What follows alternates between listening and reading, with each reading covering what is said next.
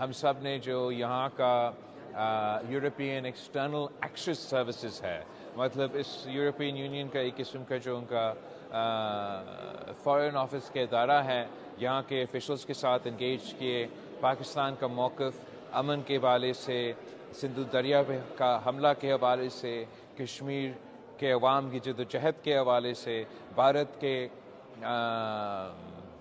جو جنگ انہوں نے ہمارے ساتھ جو انہوں نے شروع کیا ہم نے مکمل کیا، ان کے بارے میں ہم نے تمام مکمل بریفنگ دیا اور اپیل کیا یورپین یونین سے بھی کہ وہ اپنا کردار امن قائم کرنے میں ہمارے خطے میں وہ ادا کرے۔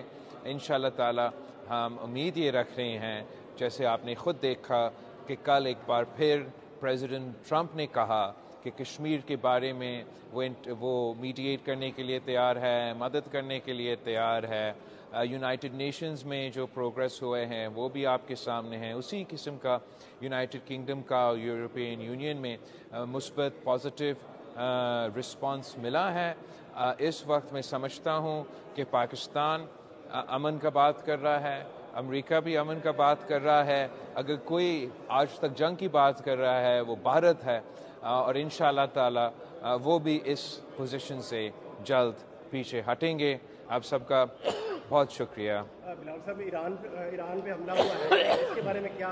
ایران کا حملہ کے بارے میں تو ہم سخت مذمت کرتے ہیں، اور جس طریقے سے اس خطے میں جنگ چھیڑا جا رہا ہے، جس انداز سے اسرائیل نے پہلے اپنے ہمسایہ ممالک پہ حملہ کیا، فلسطین کے کانٹیکس میں جس طریقے سے وہ جینوسائیڈ اور اپارٹائڈ کا پالیسی، جنگی پالیسی فالو کر رہے ہیں، اسی طریقے سے اب ان کا جنگ ہمارے خطے تک پہنچا ہے۔ ہم اس کا جتنا مذمت کرتے ہیں وہ کم ہے۔ ہم مطالبہ کرتے ہیں کہ یہ جنگ کو روکا جائے اور تمام عالمی دنیا اپنا کردار ادا کرے۔ ہمارے خطے میں امن بہت ضروری ہے۔